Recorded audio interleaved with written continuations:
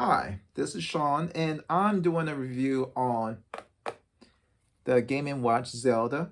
And I happened to got it way early than I thought. I thought when I brought it, got it on time. Apparently, I was wrong.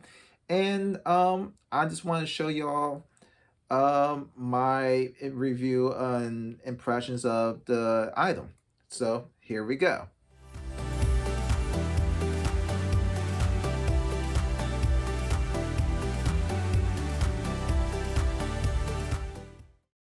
I got my Zelda Game and Watch very early, and I thought, hey, why not do our early review?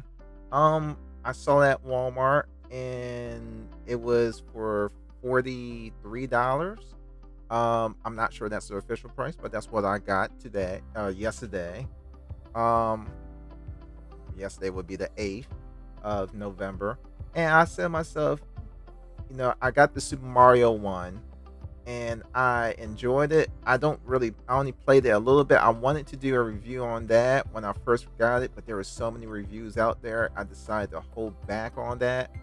So I got this one, and I just want to tell y'all my experience, show some little clips of what everybody's going to receive when they receive it at home, because there's already reviews of it out there from Nintendo and IGN and all those other places. But like, this is from a consumer perspective, someone who got it severely early.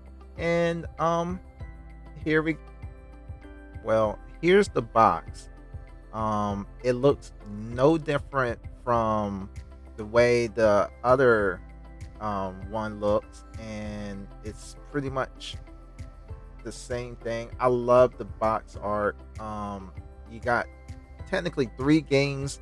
It includes a Game Boy version of Zelda, which is pretty neat. It has a clock and two NES Zelda games, and it's really worth the value of $40 to me.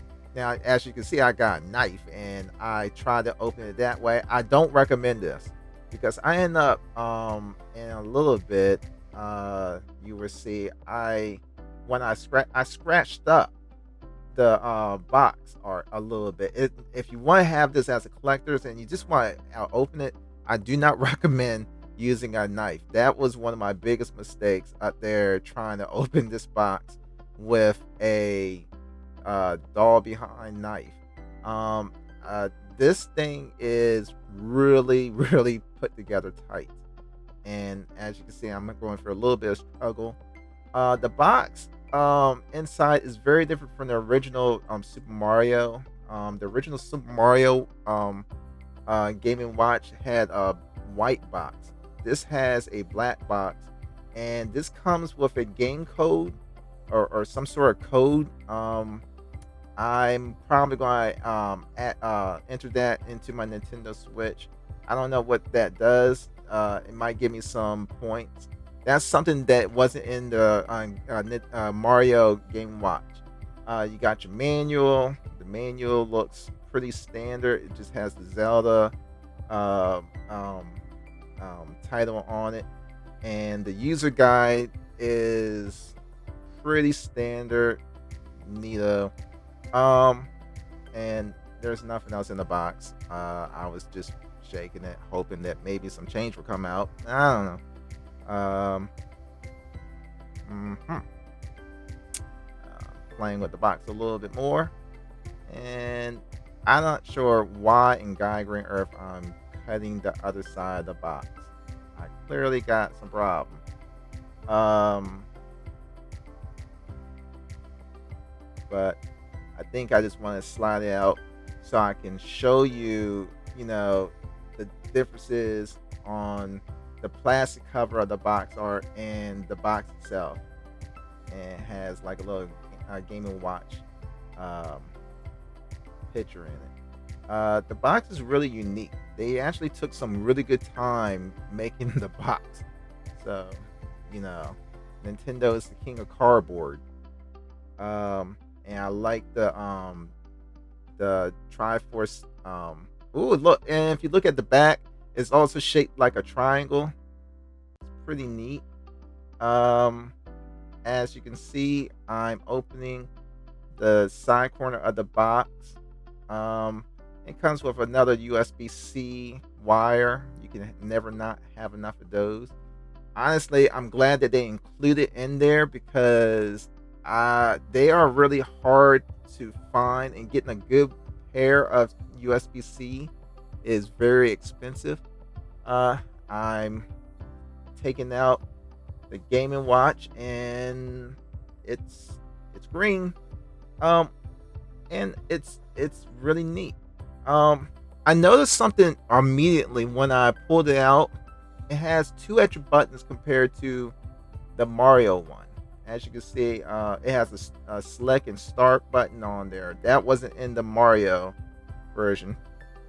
Speaker, very loud, but not as loud as the Mario one. USB-C on the side, and it's pretty clean. And as soon when you turn it on, you get a Zelda picture, and it's pretty slick. I like it. I like it a lot. I'm trying to do things on the opposite side, and I let it play the default, and soon when you turn it on, you get well, just Legends of Zelda from the NES. Pretty neat. I like it. I like the animation. It's pretty bright. It's very bright. It's almost Game Boy Micro bright, which I would like them to re-release. That'd be kind of neat. If they're going to do this, they might as well go ahead and do the Game Boy Micro. As you can see, I'm just previewing things. This is the Game Boy version of Zelda, and I love the brightness, the colors. It's for 40. I brought it for $43. I'm gonna show the receipt in a little bit, and it's definitely worth the money. For 39, I would say it's worth $39.99, but I got it for $43, and it's definitely worth the money. You get 4 games. 3 are official games, and the other one is just something that they made up off the cuff. And the clock is really neat, but I'm gonna get to that in a little bit. But that's all you get when you buy it and you open it, and it's really similar to the Mario Game and Watch version of the Mario Game and Watch, basically. I come back with the Mario Game and Watch box just so you can see a quick comparison of that. I wanted to do a review of the Mario one when I had got it, but there were so many I got discouraged and I didn't do it. So as you can see, I'm getting that prepared, and I'm taking out the box, and I'm going to show what the two Game and Watches look side by side in a little bit. But the box is really unique. I would not mind they do like a Metroid one. Of course, I think there was only one Metroid game on the NES, and I'm thinking, don't quote me on this, there was only one Metroid game on the GB. So yeah, but still, I wouldn't mind them doing that, or a pink Game and Watch, where they put both Game Boy Kirby games plus the NES one, which was very long behind games. That'd be kind of sweet. That they should definitely do that. Maybe next year if they want to celebrate Kirby. And as you can see, I'm putting both of them side by side, and they are literally the same size, same weight.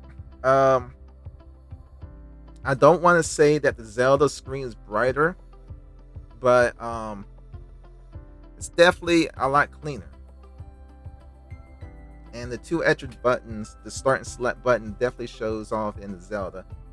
Um, but the functionality are practically the same.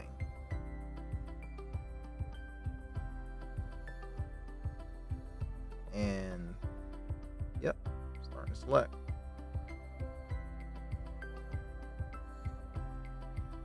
I'm going to show you something. The back of it. There's something that um is really neat. Like I even stack it up together to show that literally they are the exact same size and cosmetic and everything. It's just one's red representing Mario, one's green representing Zelda, and or Luigi, whatever. But if you look at the back, the Triforce is in the back of the Game & Watch. I find that to be fascinating. Little things like that really gives it some real value. Nobody talking about it, but that's really cool that they put the little Triforce in the back of the Game & Watch, and it's little things like that. It's just Nintendo special. I kind of wish they did that, did something for the Mario, but whatever. Pass it the pass. As you can see, I'm doing a little bit of playing the first Zelda on the NES on the Game & Watch, and it's Zelda. I never beat this game, believe it or not. This is one of those difficult games. When I was growing up, I was really good at action games. This was really difficult for me to play when I was a kid, and it's definitely nostalgic. One of my only gripes about it is the A and B button is so low that it's kind of hard to not accidentally hit the B button if you got meaty fingers. I got skinny fingers. Like these, I know it looks pretty big on the camera, but like I got bony bone fingers. And here I am about to play Zelda 2, and I'm just trying to figure out the buttons. And you can tell that I'm just trying. I just put anything out there, any name and stuff, and I'm just trying to figure out the buttons. And I never played Zelda 2 at all, so this is kind of neat playing it on this little screen. And it really reminds me of the Game Boy Micro, which I always wanted. It's like almost the same screen resolution. I see not no ghosting, but but it's definitely kind of there a little bit. But it's not nothing to scream over. The brightness is real bright, so you really get your money's worth. I think what Nintendo did here is really amazing, and Zelda 2 is really something I'm going to try to focus on. As you can see, when you back out of one game, you can go back to the previous game, and your progress will still be there, and I like that. I'm going back to the GB version of Zelda, and I wish the original Game Boy looked as good as this. So it's really sharp, crisp, and it just reminds me of the Game Boy Micro.